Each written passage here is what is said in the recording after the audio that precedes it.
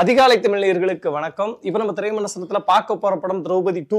நெருப்பிலிருந்து பிறந்தவள் அந்த திரௌபதி. இந்த ராஜ்யத்தின் மேன்மைக்காக வாழப்போகும் இவனது நாமம் வீரசிம்ம காடவராயன்.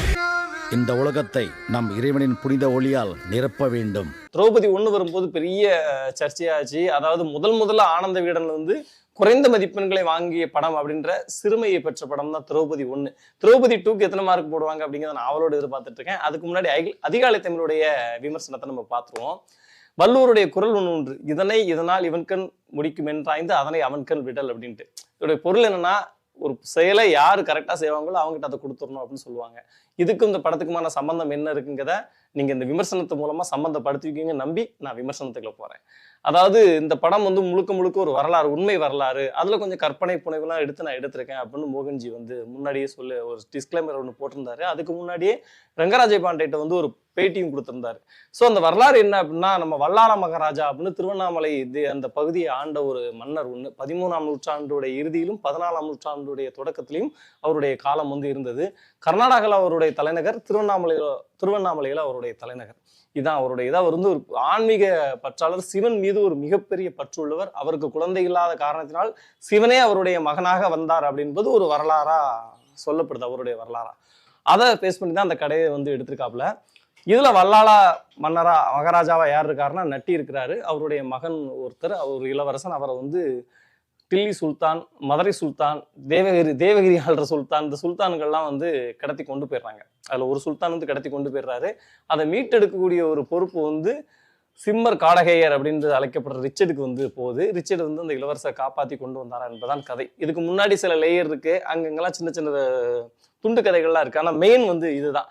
இவர் மீட்டெடுக்க போய் அந்த சுல்தான்களெல்லாம் எப்படி இவர் வெற்றி கொண்டார், சுல்தான்கள் கையகப்படுத்த நினைத்த ஒரு காமாட்சி அம்மன் சிலையை வந்து எப்படி இவங்க வந்து திரௌபதி காப்பாற்றுறாங்க. திரௌபதியும் இதில் ஒரு முக்கியமான கேரக்டராக வர்றாங்க. அதுதான் அவருடைய ரிச்சருடைய மனைவியாக வரக்கூடிய ரிச்சனா, அவங்களுடைய பேர். இவங்கெல்லாம் வராங்க. இதுதான் அந்த படத்துடைய கதையாக இருக்கு. இப்போ இந்த கதையில நம்ம அடிப்படையாக பார்க்க வேண்டிய விஷயம் என்ன இருக்குன்னா, இரண்டு மதத்தினருடைய மோதலா நிறைய காட்சிகள் இருக்கு. அதாவது சுல்தான்கள்லாம் அவங்க முஸ்லீம், அவங்க வந்து ஒரு காலத்துல வந்து நம்ம டெல்லி மேல பெரிய படையெடுப்பு எடுத்தாங்க. நம்மளுடைய நிறைய சமஸ்தானங்களை கொள்ளையடிப்புகள்லாம் நடந்துச்சு. ஆனா அதை இந்த காலகட்டத்துல இவ்வளவு வன்மையா, இவ்வளவு ஒரு வன்மம் நிறைந்ததோட நம்ம சொல்லணுமா அப்படின்ற ஒரு கேள்வி வந்து இந்த படத்துடைய சில காட்சிகள்ல இருந்துச்சு. ஒன்றே குலம் ஒருவனே தேவன் என்பது அண்ணா சொன்ன ஒரு மிகப்பெரிய கூற்று. அதோடைய அர்த்தமே வேற. ஆனா மோகன்ஜி அதை வேற மாதிரி போர்ட்ரே பண்றாரு. ஒன்றே குலம் ஒருவனல்ல தேவன் அப்படிங்கிறது எங்களுடைய கொள்கை அப்படின்னு சொல்றாரு. நிறைய மாறுபாடான கருத்துக்கள்லாம் படமெங்கும் நிரவி கிடக்குறது.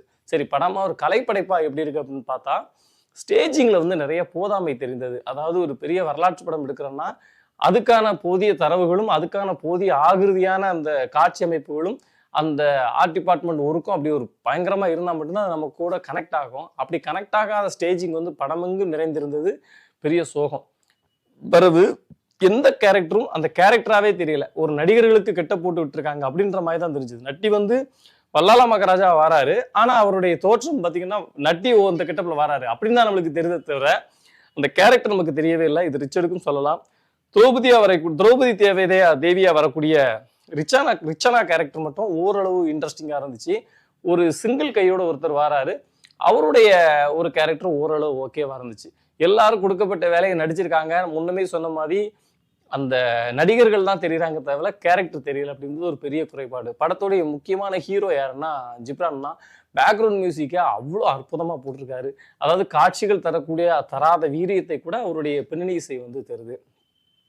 பிலிப் சுந்தருடைய சினிமாட்டோகிராஃபி, அதாவது என்னன்னா எப்படிலாம் நம்ம படத்தை பிரம்மாண்டமாக காட்ட முடியும்னு யோசித்து அவர் ஷார்ட் கம்போஸ் பண்ணியிருக்காரு. ஸ்கிரிப்டான எடிட்டிங் அண்ட் ஓரளவு தேவராஜ் வந்து கொடுத்துருக்காரு அப்படிங்கிறத நம்ம சொல்லலாம். படமா கருத்தியலா கமர்ஷியலா எந்த இடத்துலையும் நமக்கு வந்து சுத்தமாக ஒட்டாத ஒரு படமாக தான் அந்த படம் இருக்கு. அடிப்படையிலே வந்து ஒரு தகவல் ஒன்று சொல்லுவாங்க.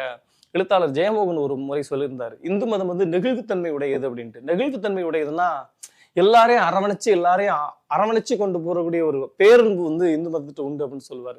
இந்து மதத்தை மட்டும் இல்ல, எல்லா மதத்திட்டையும் அது உண்டு, எல்லா மனிதர்கள்ட்டையுமே அது உண்டு. அப்போ கூடுமான வரைக்கும் நம்ம என்ன பண்ணோம்னா அன்பை மட்டும்தான் ஸ்ப்ரெட் பண்ணிக்கிட்டே போகணும், வெளியே வெறுப்பை வந்து சொல்லிடக்கூடாது. பாத்தீங்களா, இப்ப இந்த படம் மூலமா என்ன ஒண்ணு கன்வே ஆகுதுன்னா, பாத்தீங்களா முஸ்லீம்லாம் எவ்வளவு கொடுமை பண்ணியிருக்காங்க நம்மள அப்படின்ற ஒரு துணி வந்து சாதாரண ஒரு 2K கிட்ஸுக்கு படம் பார்க்கறவனுக்கு தோணிடக்கூடாது, அதன் மூலமாக ஒரு வெறுப்பு பரவிடக்கூடாது அப்படின்பது நம்மளுடைய எண்ணமாக இருக்கு.